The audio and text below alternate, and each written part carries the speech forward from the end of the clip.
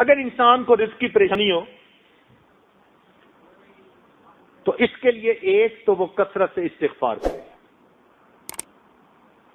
کیونکہ ضرورت ہے نا، آج کئی دوست اس میں پریشان ہوتے ہیں، پوچھتے ہیں، تو بجائے الگ الگ کسی کو بتائیں کیوں نہ دوستوں کو سب کو ہی بتا دیں، فائدہ ہو جائے گا، بلکہ یہ اور آگے کسی کو بتائیں گے اللہ کی مخلوق کا فائدہ ہو جائے گا۔ تو رزق کی پریشانی دور کرنے کے لیے پہلا عمل انسان کثرت سے استغفار کرے۔ استغفر اللہ ربی من کل ذنب واتوب الیہ، اگر تو یہ پورا پڑھے تو بہت اچھا، کم از کم استغفر اللہ یہ تو ضرور ہی پڑھتا رہے۔ استغفروا ربکم انہ کان غفارا، دیکھو دلیل قرآن پاک سے، نوح علیہ السلام نے کیا کہا تھا؟ رب کے سامنے استغفار کرو، وہ تمہارے گناہوں کو بخشنے والا ہے۔ یرسل السماء علیکم مدرارا، بارشیں برسائے گا، ویمددکم باموال، مال سے تمہاری مدد کرے گا۔ تو استغفار سے اللہ تعالیٰ بندے کی مال سے مدد فرماتے، پھر بندوں کی مدد نہیں مانگنی پڑتی، پھر بندوں کے پروردگار کی مدد اترتی ہے۔ اور جب اللہ تعالیٰ کسی بندے کی مدد کرتے ہیں پھر اسی کشتی کو درمیان میں نہیں چھوڑتے، ہمیشہ کنارے لگا دیا کرتے ہیں۔ دوسری بات کہ جتنی حیثیت ہو اللہ تعالیٰ کے راستے میں صدقہ کرے۔ مثلا کچھ لوگ روزانہ صدقہ کرتے ہیں، یہ کہاں لکھا ہوا ہے کہ روزانہ آپ نے ہزاروں لاکھوں کے حساب سے صدقہ کرنے؟ آپ اگر 1 روپیہ بھی صدقہ کریں گے روز کا تو صدقہ کرنے والوں میں شامل ہو جائیں گے، 5 بھی کریں گے تو صدقہ کرنے والوں میں شامل۔ تو مقدار کو مت دیکھیں، اپنی حیثیت کو دیکھیں، اس حیثیت کے حساب سے آپ اگر اللہ کے راستے میں کچھ نکالیں گے تو صدقہ سے اللہ تعالی رزق میں برکت عطا فرماتے ہیں۔ نبی علیہ الصلوۃ والسلام نے قسم اٹھا کر حدیث میں یہ بات فرمائی، اگر اللہ کے محبوب ویسے ہی بات کر دیتے تو صادق و امین کی یہ بات سچی تھی، مگر انہوں نے قسم کھا کر فرمایا کہ صدقہ کرنے سے آدمی کے رزق کے اندر کمی نہیں آتی، اللہ تعالیٰ برکت عطا فرما دیتے۔ تیسری بات، کمزوروں کے اوپر احسان کرنے سے۔ کوئی ہینڈی کیپڈ ہے، بیوہ ہے، یتیم ہے، مسکین ہے، چھپ کے اس کی مدد کرنا، پتہ ہی نہ چلے۔ صحابہ کرام کے اندر یہ بڑی صفت تھی کہ وہ ایسے کام کرتے تھے اور کسی کو پتہ بھی نہیں چلنے دیتے تھے۔ چنانچہ سیدنا عمر رضی اللہ عنہ ایک مرتبہ آئے اور انہوں نے آ کر دیکھا کہ حضرت ابوبکر صدیق رضی اللہ تعالیٰ عنہ نے اپنے کام والی جگہ پر ایک رجسٹر رکھا ہوا ہے اور اس پر لکھا ہے کہ فلاں بندہ معذور ہے، حاجت مند ہے، ضرورت مند ہے، اور اس کی خدمت کون کرے گا، آگے اس کا نام بھی لکھا ہوا ہے۔ سارا رجسٹر دیکھا تو وہ خانے پر دیکھے، ایک جگہ لکھا تھا کہ یہ بیوہ ہے، بوڑھی ہے، اس کے گھر میں جھاڑو دینا ہے اور پانی بھرنا ہے، مگر آگے اس کے خدمت کرنے والے خانے میں کوئی نام نہیں تھا۔ انہوں نے رجسٹر دیکھا، انہوں نے نیت کر لی، اچھا بھائی اس کی خدمت میں کر لوں گا۔ چنانچہ اگلے دن فجر کے بعد اس کے گھر پہنچے، دروازے پہ دستک دی، اماں میں آپ کی خدمت کے لیے آیا ہوں۔ انہوں نے کہا جی خدمت کرنے والا تو آیا تھا، وہ خدمت کر کے چلا گیا۔ اچھا چلو میں کل فجر سے پہلے آ جاؤں گا۔ اگلے دن عمر رضی اللہ تعالیٰ عنہ تہجد پڑھنے کے بعد فجر سے پہلے ہی اس کے دروازے پر پہنچے کہ میں اس کی خدمت کروں گا، جھاڑو دوں گا، اس کا پانی بھر دوں گا۔ دستک دی، بڑھیا نے کہا جی کہ وہ تو کوئی آیا تھا، پانی بھی بھر گیا، جھاڑو بھی دے گیا۔ اچھا وہ بھی عمر بن خطاب تھے. کہنے لگے اچھا پھر میں دیکھتا ہوں. اگلے دن عشاء پڑھ کے وہ راستے میں ایک جگہ چھپ کے بیٹھ گئے. کہنے لگے اب دیکھتا ہوں کون جاتا ہے خدمت کرنے والا. آدھی رات جب گہری رات تھی نا، اس وقت اچانک انہوں نے دیکھا کہ کوئی آہستہ آہستہ قدموں سے اس بڑھیا کے دروازے کی طرف جا رہا ہے. ملا نے کھڑے ہو گئے، کہنے لگے من انتا، تو کون ہے؟ یہ پوچھا تو آگے جواب میں امیر المومنین سیدنا صدیق اکبر عنہ کی آواز آئی کہ میں ابو بکر ہوں. امیر المومنین آپ؟ کہ ہاں میں اس بڑھیا کی خدمت میں کرتا تھا اور میں نے اپنا نام لکھنا مناسب نہیں سمجھا تھا، اس لیے تمہیں خانہ خالی نظر آیا، ورنہ اس کا پانی تو میں رات کو آ کے بھر دیتا. اتنے میں انہوں نے کیا دیکھا کہ امیر المومنین کے پاؤں میں جوتی نہیں تھی. تو عمر رضی اللہ عنہ نے پوچھا امیر المومنین رات میں آپ ننگے پاؤں گلیوں میں چل رہے ہیں؟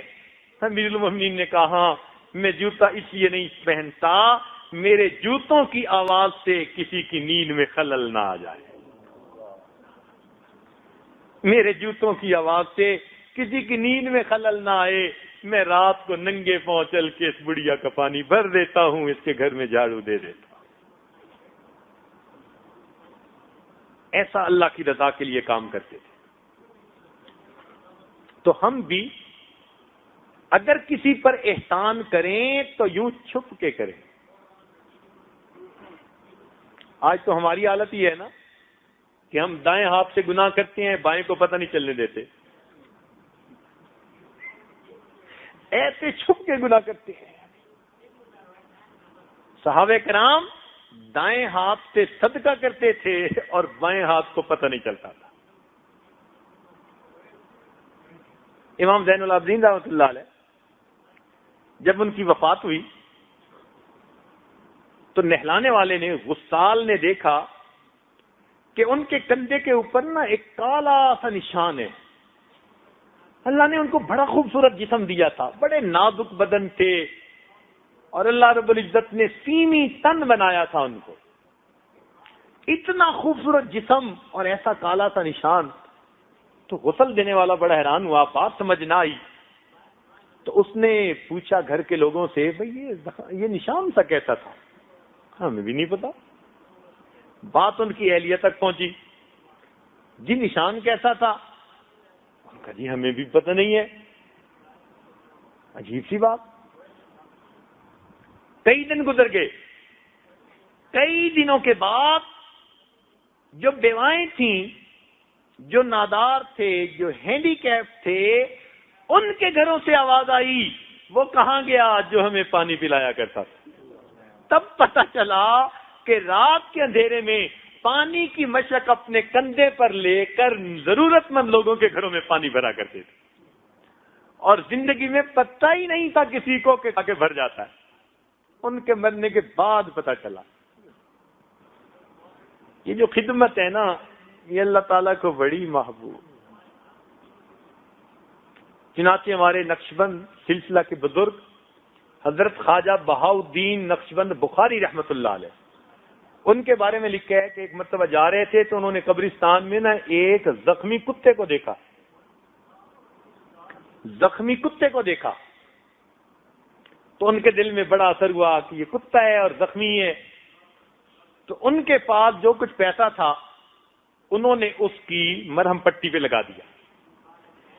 اب وہ روزانہ کاروبار کرتے، یعنی مزدوری وغیرہ جو تھی وہ کرتے، کچھ گھر والوں کو دیتے، اور جو بچہ وہ روٹی لے کر اس کتے کو وہیں ڈال آتے جہاں وہ زخمی حالت میں پڑا ہوا تھا. چند دن اس کتے کو وہ کھانا دیتے رہے اور اس کے زخم پہ مرہم لگاتے رہے، حتیٰ کہ وہ کتے کا زخم بھی ٹھیک ہوا اور وہ صحت مند بھی ہو گیا. جب وہ صحت مند ہو کر اس جگہ سے بدل کر جگہ چلا گیا، اللہ نے اس رات ان کو معرفت کا نور عطا کیا اور سلسلہ عالیہ نقشبندیہ کی نسبت کی تفصیلات عطا فرمائی. تو یہ ان کی زندگی کے حالات میں لکھا ہے کہ کتے کی خدمت کرنے پر اللہ نے ان کو اپنی معرفت کا نور عطا فرمایا. تو اگر ہم کسی انسان کی خدمت کریں گے، لیکن اس طرح نہیں کہ زکوٰۃ کا مال اکٹھا کیا، جی میں انڈیا میں 200 بچیوں کی شادی کرواتا ہوں، اور پھر اس کو پبلش بھی کر دیا، اور وہاں جا کر مجمع لگایا۔ ایک صاحب ملے، وہ ہر سال 300 بچیوں کی شادی کرواتے ہیں۔ اب یہ ہے تو بہت اچھی بات، مگر انداز کیا کہ وہاں بھی چھپتا ہے ایک رسالہ، سیٹھ صاحب مشہور ہیں، اور وہاں پر پھر لوگ آتے ہیں، اور سیٹھ صاحب تو کسی نے مجھے بتایا، پھر وہ ملے تو خود ہی کہنے لگے میں 300 بچیوں کی شادی کرواتا ہوں۔ میں نے ان سے اتنا سوال پوچھا، میں نے کہا آپ کیوں کرواتے ہیں؟ آگے سے کہنے لگے کہ جب شادی کرواتا ہوں نا تو وہ جو لوگ آ کے شکریہ ادا کرتے ہیں بڑا مزہ آتا ہے۔ اب بتائیے کہ 300 بچیوں کی شادی، زکوٰۃ کا سارا پیسہ لگا دیا، اور اس کا نتیجہ کیا نکلا کہ ریٹرن میں کیا مانگا کہ جی جب وہ بچیوں کے بڑے آ کر شکریہ ادا کرتے ہیں نا جی تو بڑا مزہ آتا ہے۔ اتنے جتن کاٹنے کا کیا فائدہ ہوا؟ نہیں، دنیا میں نام نہیں چاہیے، دنیا کی ہمیں واہ واہ نہیں چاہیے، ہمیں اللہ کے لیے کام کرنا ہے۔ تو ایک استغفار کرنا، دوسرا صدقہ کرنا، تیسرا کمزوروں پر احسان کرنا، اور چوتھا تقوی اختیار کرنا۔ تقوی اختیار کرنے پر اللہ تعالیٰ بندے کے رزق میں برکتیں عطا کر دیتے ہیں۔ تقوی اور پرہیزگاری، اللہ رب العزت مہربانی فرما دیتے ہیں۔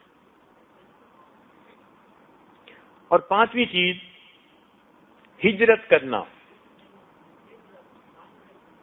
ہجرت کرنا یہ بھی رزق کے بڑھنے کا سبب ہے، حدیث پاک میں آتا ہے۔ چنانچہ ایک بندے کا اگر کام ایک جگہ نہیں چل رہا تو یہ بھی ایک ہے کہ وہ اپنی جگہ بدل کے کسی اور جگہ جا کے کام شروع کر دے، اللہ تعالیٰ اس کے لیے ہو سکتا ہے وہاں رزق کھول دے۔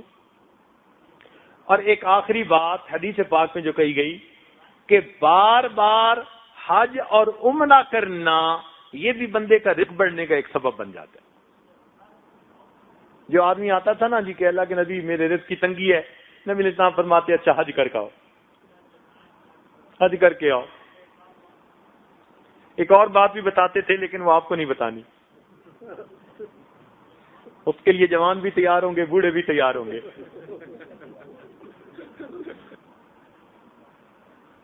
تو اگر یہ چند اعمال اپنائے جائیں تو ان اعمال سے انسان کے رزق کے اندر برکت آ جاتی ہے۔ کچھ لوگوں کو اللہ تعالیٰ دیتا ہے تو وہ کثرت سے حج اور عمرہ کرتے ہیں، یہ اچھی عادت ہے۔ بعض لوگ کہتے ہیں جی کہ کیوں ہر سال حج کرتے ہیں، کسی کو کروا دیں، کسی پہ خرچ کر دیں۔ تو بھائی دیکھو، جیسے سیل فون سارا دن چلتا رہے نا تو اس کی بیٹری ڈاؤن ہو جاتی ہے، اور پھر اس کو چارجر کے ساتھ لگانا پڑتا ہے۔ بالکل اسی طرح ہم جب سارا سال دین کا کام کرتے ہیں، کاروبار کرتے ہیں، تو پھر بندے کی کیفیات کی بیٹری بھی ڈاؤن ہو جاتی ہے، اور اس کا چارجر اللہ نے اپنا گھر بنایا ہوا ہے۔ اس لیے جن لوگوں کو اللہ دے، اگر وہ ہر سال اس نیت سے حج یا عمرہ کریں، ہم وہاں جائیں گے اور بیٹری چارج کروا کے آئیں گے اور پھر دین کا کام کریں گے، تو ہر سال حج اور عمرہ کرنا ان کے لیے برکتوں کا سبب بن جائے۔ بھئی بتائیے کہ کپڑا میلا ہو تو پھر واشنگ مشین میں جاتا ہے یا نہیں جاتا؟ واشنگ مشین میں ڈالتے ہیں نا میلے کپڑے کو، ہفتے میں ایک دفعہ میلا ہو تو ایک دفعہ ڈالتے ہیں، روز میلا ہو تو روز ڈال دیتے ہیں، ایسا ہے نا؟ واشنگ مشین میں دھو کے نکال لیتے ہیں۔ اللہ تعالیٰ کی شان، بیت اللہ شریف کے وہاں 7 چکر لگاتے ہیں طواف کے، واشنگ مشین میں بھی تو چکر لگتے ہیں نا۔ ایسے ہی مجھے تو لگتا ہے کہ جو آدمی اپنے میلے دلوں کے ساتھ اللہ کے گھر جاتا ہے، وہ دلوں کے دھونے کی واشنگ مشین ہے. اللہ 7 طواف کے چکر لگا کر دھو کے نکال دیتے ہیں. اس کی دعائیں کرنی چاہیے, اللہ رب العزت سے مانگنا چاہیے. اور ویسے بھی جن کو اللہ دے وہ ہر سال حج کریں. کیوں؟ اب حالات ایسے ہیں, کیا پتا کون سا حج ایسا ہو جس میں اللہ کے مقبول بندے دنیا میں ظاہر ہو جائیں. تو اس نیت سے حج کرے گا تو اور دگنا ثواب مل جائے گا. اعمال صالحہ کا ایک فائدہ کہ اللہ تعالیٰ برکتیں عطا فرما دیتے ہیں, صرف رزق میں نہیں, ہر چیز میں برکت. صحت میں برکت, عمر میں برکت, وقت میں برکت, عقل سمجھ میں برکت, اولاد میں برکت, دین میں برکت, عزت میں برکت, ہر چیز میں اللہ تعالیٰ برکتیں عطا فرما دیتے ہیں. چنانچہ ارشاد فرمایا وَلَوْ أَنَّ أَهْلَ الْقُرَىٰ آمَنُوا وَاتَّقَوْا. قرآن عظیم الشان, دیکھو اللہ کا کلام کیسا. اللہ تعالیٰ فرماتے ہیں اگر یہ بستی دیسوں والے ایمان لاتے, تقوی کو اختیار کرتے, لَفَتَحْنَا عَلَيْهِمْ بَرَكَاتٍ مِّنَ السَّمَاءِ وَالْأَرْضِ, ہم آسمان زمین سے برکتوں کے دروازے ان پر کھول دیتے. اللہ تعالیٰ برکتوں کے دروازے پھر کھول دیتے ہیں.